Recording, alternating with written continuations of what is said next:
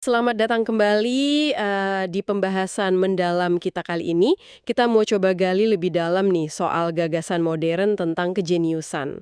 Khususnya kita akan fokus pada sosok yang sering banget kita dengar, yaitu pendobrak atau disruptor. Kita lihat gimana sih mitos-mitos itu dibangun, terutama di sekitar para inovator teknologi. Iya, betul. Sumber utama kita kali ini memang dari buku Helen Lewis, The Genius Myth. Kita akan banyak fokus ke bab 16, judulnya Disruptors. Tapi tentu kita juga akan sentuh bagian lain yang relevan ya, yang membahas genius modern kayak Thomas Edison dan Elon Musk, seperti yang dianalisis di buku itu. Oke, jadi misi kita kali ini bisa dibilang membongkar narasi soal jenius teknologi ini ya. Sang inovator, sang pendobrak. Kita pakai Edison dan Musk sebagai studi kasusnya, mengikuti analisis Lewis di bab 16 itu. Mencoba paham mitologi yang melingkupi mereka. Gimana seringnya peran kolaborasi dan konteks itu jadi kabur gitu ya? Bener banget.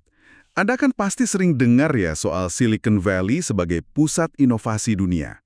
Tempat lahirnya ide-ide yang katanya mengubah dunia dengan moto kayak move fast and break things. Bergerak cepat dan hancurkan banyak hal. Tapi, seberapa akurat sih gambaran ini? Terutama kalau kita kaitkan sama ide sang pendobrak tunggal ini. Mari kita telusuri bareng-bareng. Iya, di era kita sekarang ini, kalau kita ngomongin tempat para jenius ngumpul, pasti pikiran langsung ke Silicon Valley ya, di California Utara. Ini kan beda banget sama era dulu, yang mungkin nunjuknya ke universitas, atau istana raja, atau mungkin studio seni di Paris gitu. Betul. Dan di Silicon Valley ini, tumbuh mitologi yang kuat banget. Ada pengaruh dari teori orang hebat, great man theory itu. Terus ada gagasan individualisme tangguh, dan tentu ideologi disrupsi yang jadi fokus kita dari bab 16. Disrupsi ini kan konsep dari Clayton Christensen, intinya gimana perusahaan mapan bisa digeser sama pesaing baru yang lebih gesit, lebih murah. Kayak semacam seleksi alam di pasar gitu ya. Tapi kan realitanya seringkali lebih rumit ya. Nggak cuma seleksi alamiah gitu aja. Perusahaan raksasa kan nggak diem aja digeser. Mereka punya power buat lobby politik, bikin aturan yang untungin mereka. Atau yang lebih sering kita lihat, ya mereka langsung aja beli perusahaan kecil yang potensial jadi ancaman. Iya, itu poin penting. Contohnya jelas banget Facebook waktu akuisisi Instagram, WhatsApp, Oculus, di awal 2010-an itu kan, cepet banget. Ini kan agak menantang gagasan disrupsi murni yang sering didungungkan itu. Terus ada fenomena lain yang dibahas Lewis juga kan, soal munculnya raja-raja muda, boy kings di Silicon Valley. Para pendiri perusahaan teknologi ini sering banget ngelihat diri mereka kayak orang istimewa gitu. Mungkin ngerasa di atas aturan biasa. Ya. Contohnya banyak. Ada Mark Zuckerberg, nama anaknya aja terinspirasi Kaisar Romawi. Ada Peter Thiel, libertarian tapi dukung monopoli. Steve Huffman dari Reddit, yang operasi mata laser buat antisipasi kiamat. Sam Altman juga kan, persiapan kiamatnya pakai emas, senjata, kalium iodida. Ini semua bagian dari aura wah atau di luar nalar yang kadang nyelimutin para pendobrak ini. Dulu, Jurnalis teknologi senior kayak Kara Swisher yang dulu ikut poles citra mereka, sekarang malah bilang banyak dari mereka jadi assholes gitu katanya. iya, dia bilang gitu. Terlalu terobsesi sama status, banyak ngeluh. Agak jauh dari semangat inovasi awal katanya. Pendewaan tokoh-tokoh ini kan juga nggak bisa lepas dari konteks kekuatan Amerika Serikat ya di abad ke-20. Betul. Sekarang, dengan munculnya kekuatan baru kayak India dan Tiongkok, perdebatan soal siapa jenius teknologi masa kini itu jadi kayak perdebatan soal supremasi Amerika juga. Sosok kayak Elon Musk misalnya, sering dijadiin bukti kalau Amerika masih di depan. Nah, untuk benar-benar paham akar mitos pendobrak modern ini, Lewis ngajak kita lihat pendahulunya, sang arketipe, Thomas Edison. Oke, menarik nih. Mari kita mundur sedikit ke Menlo Park, New Jersey, akhir 1870-an. Menurut Lewis, disinilah arketipe jenius modern mulai kebentuk. Citra jenius geser dari penyair romantis yang nyendiri, jadi ya tech bro gila kerja itu, Edison prototipenya. Yang seru di sini tuh gimana penemuan fonograf sama Edison bikin sensasi publik yang luar biasa. Orang-orang pada takjub kan, mesin kok kayak bisa manipulasi waktu. Suara orang mati bisa didengar lagi. Ini melahirkan Edison Mania dan jadi cetak biru gimana publik ngelihat jenius teknologi. Media waktu itu bahkan ngayal soal gudang oratoris, tempat nyimpen suara. Sekarang kita punya podcast ya, mirip-mirip lah. Haha, iya juga ya. Dan mitos Edison ini kan dibangunnya niat banget ya. Banyak elemennya. Ada julukan penyihir, Menlo Park, citra pekerja keras, tangan kotor, nggak kenal lelah, terus cerita kerja maraton 60 jam nggak tidur. Ketuliannya yang mungkin bawaan malah dibingkai jadi kekuatan super buat fokus. Ya, narasi di sekolahnya juga kuat. Dia kan DO, belajar otodidak. Pas banget sama ideal self-made man Amerika. Latar belakang keluarganya juga didramatisir, dari kelas menengah jadi agak miskin, biar lebih heroik. Disamain sama Tom Sawyer, etos kerja protestan, wirausahawan mandiri. Pokoknya paket lengkap. Popularitasnya meledak ya waktu itu, sampai terima 80 surat sehari, fotonya dijual, gaya kerjanya dibilang sangat intens. Nah, ngomong-ngomong soal bola lampu pijar, yang paling nempel sama namanya, penting buat paham konteksnya nih. Edison itu bukan penemu tunggal prinsip dasarnya kan? Lewis juga nekenin ini. Humphrey Davy udah demonstrasiin di awal 1800-an. Ada Marcellin Jobard, ada Joseph Swan di Inggris yang udah punya prototip berfungsi tahun 1860. Oh gitu. Jadi tantangan Edison dan timnya itu bukan cuma nemuin bola lampunya ya? Bukan cuma itu, tapi bikin sistem yang komersial. Vakum yang lebih bagus, filamen yang tahan lama, nggak cepet putus. Dan yang krusial, sistem pasokan listrik yang stabil dan terjangkau, biar bisa nyaingin lampu gas atau lampu busur karbon yang dominan saat itu. Ini kerja sistemik. Tapi Edison kayaknya emang gayanya gitu ya, suka gemar-gemar ke pers. Dia klaim solusi bola lampu itu gampang aja, padahal mungkin belum siap. Pernah kan dia malah demo ke wartawan padahal filamen platinumnya cuma tahan beberapa menit. Nggak ketemu investor malah pamer. Betul, dia juga sempat ninggalin proyek fonograf demi lampu ini. Sikapnya yang pede banget ini ya, jelas ngancam industri lampu gas yang udah mapan. Terus gimana akhirnya ketemu filamen yang pas? Perburuannya itu sampai ke seluruh dunia loh. Timnya nyoba macam-macam bahan, bambu, rumput, macam-macam. Akhirnya baru sukses pakai benang katun yang dikarbonisasi. Itu akhir 1879. Ini jelas hasil kerja tim di pabrik penemuan dia, bukan ilham satu orang jenius aja. Menariknya lagi, Louis Latimer, salah satu insinyur kulit hitam yang langka waktu itu, sempat kerja buat Edison. Tapi catatannya, dia lagi banyak ditugasin buat riset lawan pesaing di sengketa paten, bukan pengembangan inti lampunya.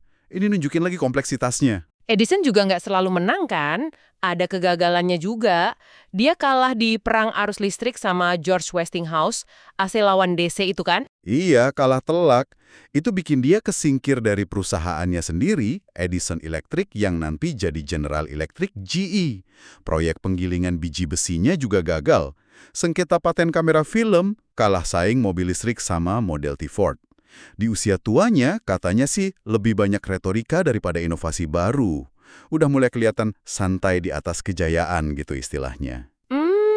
Jadi mitosnya itu sering banget nutupin peran dia sebagai manajer ya, pemimpin tim yang hebat. Persis. Dia direduksi jadi penemu fonograf dan bola lampu aja, jadi dongeng anak-anak, kerja keras pangkal sukses. Sosok kompleks Edison sebagai manusia jadi hilang. Yang sisa ya citra ikonik itu, Adam Amerika, Prometheus, penyihir Menlo Park. Ini pola yang menurut Lewis sering berulang di narasi para pendobrak. Oke, sekarang kita lompat ke masa kini. Kita lihat inkarnasi kontemporer dari archive tipe pendobrak ini, Elon Musk.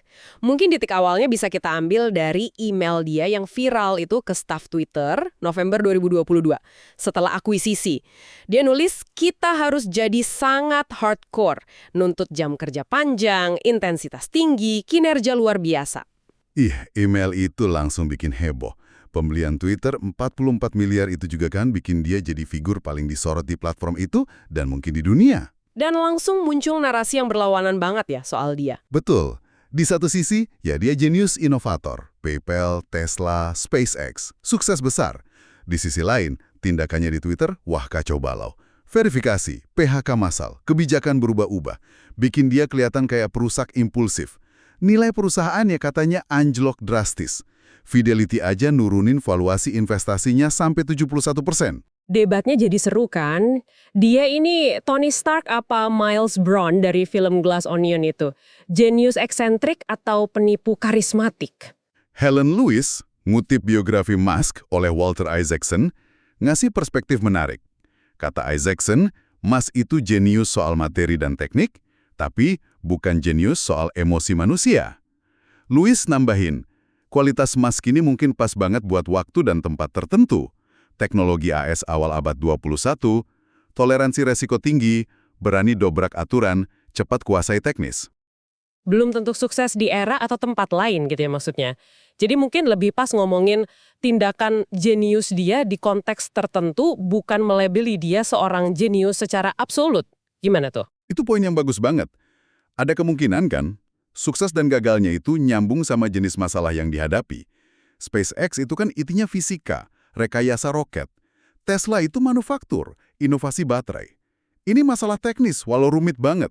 Tapi Twitter, nah ini platform sosial. Masalahnya lebih ke sosial, psikologis. Keahlian di SpaceX belum tentu pas di sini. Saya pernah lihat langsung peluncuran roket SpaceX di Cape Canaveral. Itu rasanya, wah kayak lihat sihir beneran, luar biasa takjubnya. Tapi justru di momen itu kelihatan jelas banget, ini kerja kolektif yang gila-gilaan, ribuan orang terlibat. Pengalaman kayak gitu bisa jadi pedang bermata dua ya. Bisa nguatin mitos jenius pemimpinnya, tapi bisa juga ngaburin realitas kerja timnya. Anak brilian tapi aneh, dibully, coding umur 12, pembaca rakus, hubungan kompleks sama ayahnya. Terus pindah ke Amerika Utara. Nah, di sini dia dapat manfaat dari skenius Silicon Valley itu. Lingkungan yang dukung inovasi. Kuliah di Queens U, UPenn, sempat masuk Stanford tapi keluar cepat, terus bikin Zip2 sama adiknya Kimball, modalnya sebagian dari ayah juga. Aspek memainkan peran jenius ini juga kelihatan ya. Citra Musk yang gila kerja itu kuat banget. Sampai hobinya pun harus kelihatan hardcore. Pernah klaim masuk 20 besar pemain Diablo 4 dunia. Iya, ini mirip gaya hidup ekstrim toko Silicon Valley lain.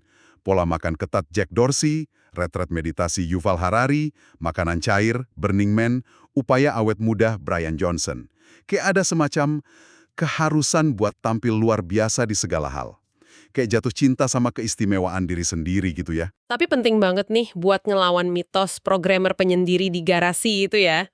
Penting banget. Mengutip Jonathan Zunger, ex-Google, rekayasa perangkat lunak itu intinya kerjasama tim, kolaborasi, empati. Kerja soliter itu paling cuma di level junior, itu pun bisa jalan karena ada struktur sosial, alat, proses yang dibangun manajer dan tim leader. Perusahaan teknologi butuh insinyur brilian, iya, tapi mereka juga butuh banget struktur pendukung yang kuat. Ingat Eric Schmidt di Google atau Sheryl Sandberg di Facebook? Betul sekali. Pentingnya staf pendukung ini kelihatan banget di kisah Mary Beth Brown, MB itu ya, asisten eksekutif Musk 12 tahun. Katanya kerja 20 jam sehari, ngatur semua hidup dan kerja Musk. Satu-satunya jembatan antara Musk dan semua bisnisnya. Penjaga gerbang. Iya, perannya vital banget kayaknya. Ironisnya, dia dipecat setelah minta gaji setara eksekutif, walaupun Musk bantah detail ceritanya ya. Nah, ketergantungan sama figur kayak gini kan kontras banget ya sama citra pendobrak mandiri itu. Jelas kontras. Contoh lain pas akuisisi Twitter ada Jen Balajadia. Menurut Esther Crawford, eksekutif Twitter waktu itu, Balajadia bilang, Elon itu istimewa. Tugas kita melindunginya. Kita harus melindungi misinya. Crawford bilang suasananya kayak kultus. Nah, gagasan kultus sekuner di sekitar jenius ini menarik. Ini bisa jelasin kenapa pandangan soal Musk terpolarisasi banget ya? Bisa jadi. Jadi pertanyaannya kan, dia inovator visioner yang layak dapat kelonggaran, atau anak manja narsis yang suksesnya numpang dana pajak dan nguras staf? Jadi, apakah seorang Musk butuh seorang Mary Beth Brown? Seberapa besar peran sistem pendukung ini? Dan haruskah kita menyingkir demi misinya ke Mars, kayak kata Balajadia itu? Ini jadi pertanyaan etis dan sosial yang penting banget, yang muncul kalau kita bongkar mitos sang pendobrak ini, seperti yang Lewis lakukan di bab 16 itu. Jadi, pembahasan kita kali ini, yang banyak merujuk analisis di bab 16 buku Helen Lewis, nunjukin kalau narasi jenius pendobrak modern itu seringnya konstruksi, dibangun dengan hati-hati. Sukses mereka itu terikat banget sama konteks, kolaborasi tim yang sering nggak kelihatan, dan sistem pendukung, walaupun narasinya fokus ke individu. Edison dan Musk itu contoh bagus pola ini, sekaligus nunjukin celah dan kontradiksinya. Ini mungkin bisa jadi bahan renungan menarik ya buat Anda yang dengerin. Gimana sih cara kita mandang konsep jenius hari ini, apalagi di dunia teknologi yang dominan banget? Seberapa besar kelonggaran atau bahkan kekebalan yang kita kasih ke tokoh-tokoh kuat cuma karena kita udah terlanjur anggap mereka hebat atau jenius pendobrak? Tak Einstein, daripada kepastian bahwa orang dengan bakat setara telah hidup dan mati di ladang kapas dan pabrik keringat. Ini munculin satu pertanyaan terakhir buat direnungkan. Dengan fokus kita yang gede banget ke figur kayak Musk, sang penobrak teknologi, berapa banyak potensi jenius lain di bidang lain atau dari kondisi lain yang nggak pernah dapat kesempatan bersinar, atau malah nggak pernah kita akui? Atau, kalau jenius ini pengganti modern kita buat orang suci, apa artinya ini soal kualitas yang kita pilih buat dipuja di zaman sekarang? Terima kasih sudah menyimak pembahasan mendalam kita kali ini.